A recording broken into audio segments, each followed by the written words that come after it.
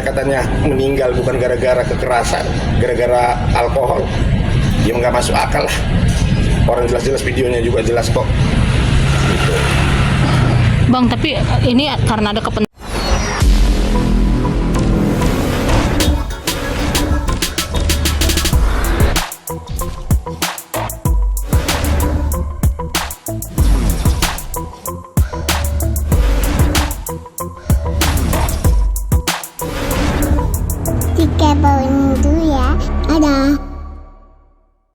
Saya juga kaget pas kemarin lihat berita ya di sosial media sama TV itu masalah putusan yang mengakibatkan meninggalnya itu ya, konsernya itu ya. Dini Sera. Nah, jadi begini, kalau saya lihat secara hukum ini, itu kan peristiwa hukum sudah jelas, ada korban ya kan?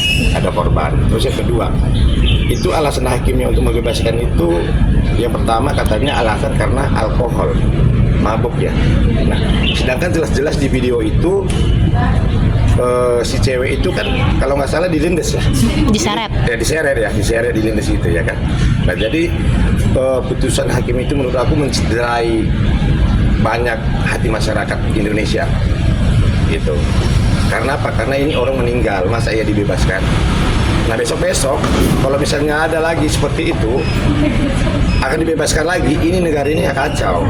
Hukum ini udah nggak ada gunanya lagi gitu. Contoh kayak saya aja nih, masalah sepele undang-undang ITE. Saya aja kena 8 bulan. Masa ya orang meninggal hakimnya berani membebaskan? Kan gitu.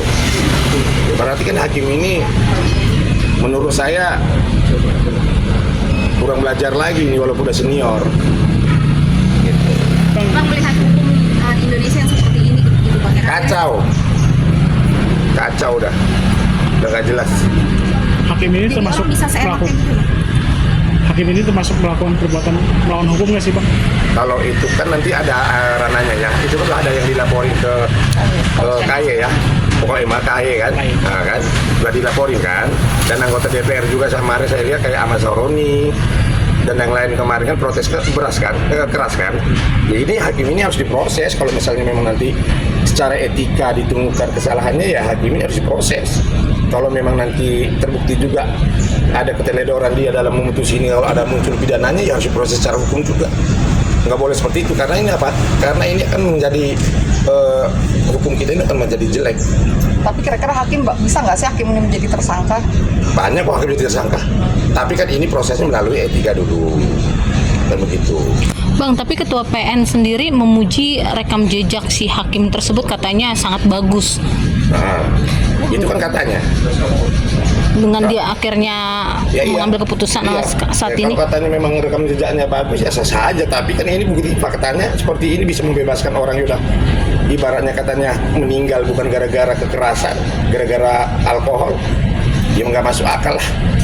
Orang jelas-jelas videonya juga jelas kok. Gitu. Bang, tapi ini karena ada kepentingan bapaknya si pelaku punya jabatan sehingga bebas atau gimana sih menurut abang melihatnya juga?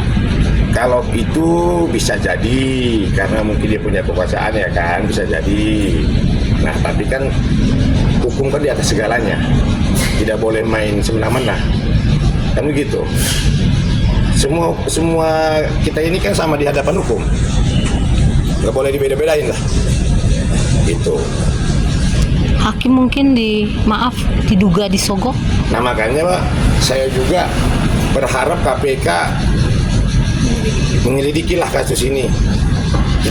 Kita menduga loh ya, apa iya dia dapat itu atau enggak, ya itu tugas KPK lah.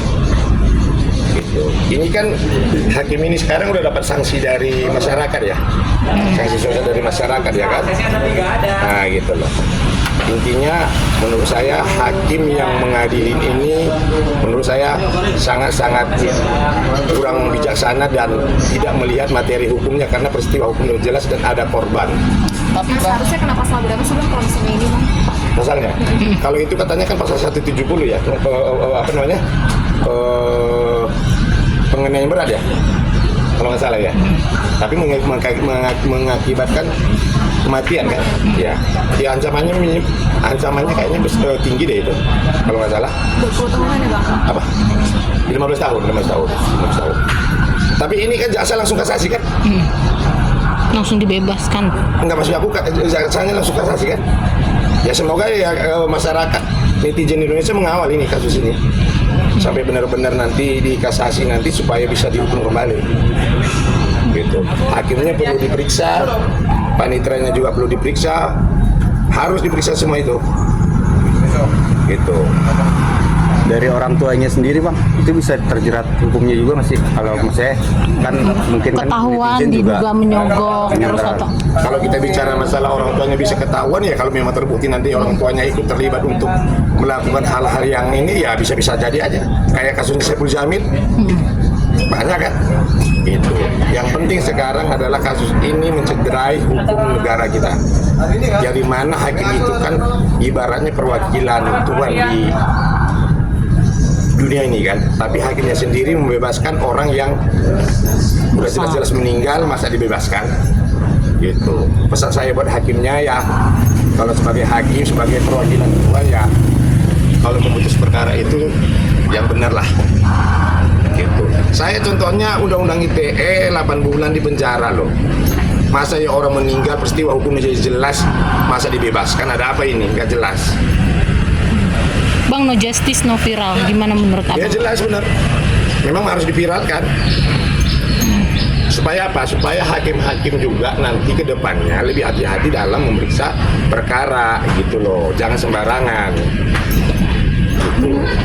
Tapi kalau memang kasus aku perasaan banyak ya bang yang pembunuhan tapi proses ini langsung bebas. Kenapa?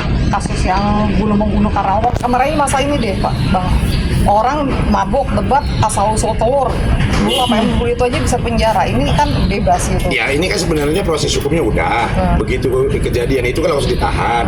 Ya kan langsung ditahan, disidangkan ya kan. Nah pas putusan ini bebas kan. Sebenarnya semua kasus harus diproses.